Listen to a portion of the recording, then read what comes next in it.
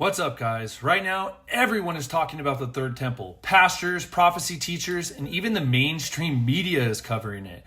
That very soon we will all see the building of the third temple. The Jewish people are preparing. Red heifers are being raised, and some Christians believe this is the biggest end time sign yet. But as Christians, should we support this? The answer is a clear and biblical no, because the third temple isn't a sign of Jesus' return, it's the rejection of him. The Bible describes two temples that stood in Jerusalem. The first temple was built by Solomon, but destroyed by Babylon in 586 BC. And the second temple was rebuilt, but later expanded by Herod the Great before being destroyed in 70 AD, just as Jesus prophesied in Matthew 24:2. Jesus said, "Truly I say to you, there will not be left here one stone upon another that will not be thrown down." And it happened. The Romans utterly destroyed the second temple just as he predicted. But here's what's important. Jesus never prophesied the third temple. Nowhere in the Bible are we told to expect or support one. The temple was never the ultimate goal. It was a temporary way for people to approach God. And everything in the temple pointed to Jesus. And when he came, he fulfilled all of it. Let me explain. Within the temple, we have the altar of sacrifice. Well, Jesus was the final sacrifice. The lampstand, the menorah. Jesus is the light of the world. The table of showbread. Jesus is the bread of life. The curtain or veil separating God's presence. It was torn when Jesus died, showing us that we now have direct access to God. When Jesus died, the veil in the temple was torn in two, symbolizing that we no longer need a building to reach God. He now lives within us.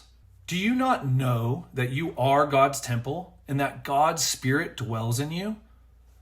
This is why Christians should not support the third temple. Right now in Israel, there are Jewish priests preparing red heifers for sacrifices. They believe they must purify the temple with these animals before rebuilding it. But there's a huge problem. Jesus is already the final sacrifice. And by that, will we have been sanctified through the offering of the body of Jesus Christ once and for all. If Christians support this, they are supporting a system that rejects Jesus' sacrifice and denies him as the Messiah. Supporting the third temple is not supporting prophecy. It's rejecting the gospel. Some Christians think that by helping the Jews rebuilding the temple, they are fulfilling prophecy. But think about it. The Jewish leaders building this temple do not even believe in Jesus. They are not preparing for his return. They are waiting for a different Messiah. And Jesus warned us about false messiahs. What if the temple is rebuilt and a false Christ claims to be the true Messiah? The Bible never tells Christians to help build a temple. Jesus is already the final sacrifice. No more is needed. The real temple is now in our hearts. God does not dwell in buildings anymore. He dwells in us. Christians should stand firm in the gospel, not help prepare for a temple that stands against it. Some say this means Jesus is returning soon, but remember, Jesus said no one knows the day or the hour.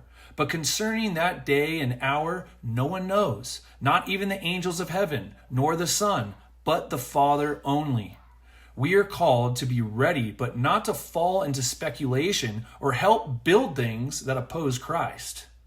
So what should we do? Stay in God's word. Keep your eyes on Jesus, not man-made temples. And do not be deceived into supporting something that denies our Messiah. So, if you agree that Jesus is the true temple, hit like, subscribe, and share this message. Let me know in the comments, should Christians support the third temple, or should we stand firm in the gospel? Beware of false prophets, which come to you in sheep's clothing, but inwardly they are ravening wolves. Ye shall know them by their fruits. Do men gather grapes of thorns, or figs of thistles? A good tree cannot bring forth evil fruit, neither can a corrupt tree bring forth good fruit.